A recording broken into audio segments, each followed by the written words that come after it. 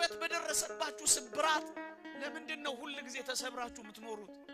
አንዴ ነው የወደቃችሁ፣ አንዴ ነው የተሳሳታችሁት። ሁሉ ጊዜ ግን መነሳት አለ። እግዚአብሔር ሆይ ብወድቅ እነሳለሁ፣ በጨለማም ብቀመጥ እግዚአብሔር ብርሃን ይሆንልኛል። ጠላቴ ሆይ ደስ አይበልህ፣ ወደ ብርሃን ያወጣኛል፣ ጽድቅንም አያለሁ ነው የሚለው ክርስቲያን። ነብዩ ነው ይሄንን የተናገረው።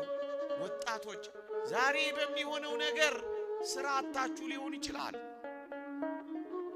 ትምህርት አልሳካ ብሎ ተዘግቶ ሊሆን ይችላል።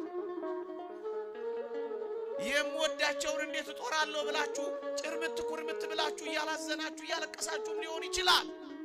እኔ ያልጠቀስኩት ብዙ ፈተና ሊኖራችሁ ይችላል። ይሄ ማለት ግን የነገ ህይወታችሁ ነው ማለት ግን አይደለም። ይሄ ማለት ግን ለዘላለም የተቆረጠላችሁ ህይወት ነው ማለት ግን አይደለም።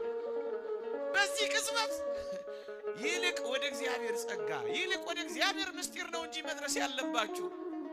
ልሙት በቃ ለምን ትላላችሁ? ገና በልጅነታችሁ በጀመረው ነገር የበስተርጅና ዘመናችሁንም ለምን ታበላሻላችሁ? የነገር ፍጻሜ ሌላ ሊሆን ይችላል፣ ደግሞም ይሆናል ከእግዚአብሔር ጋር ከሆነ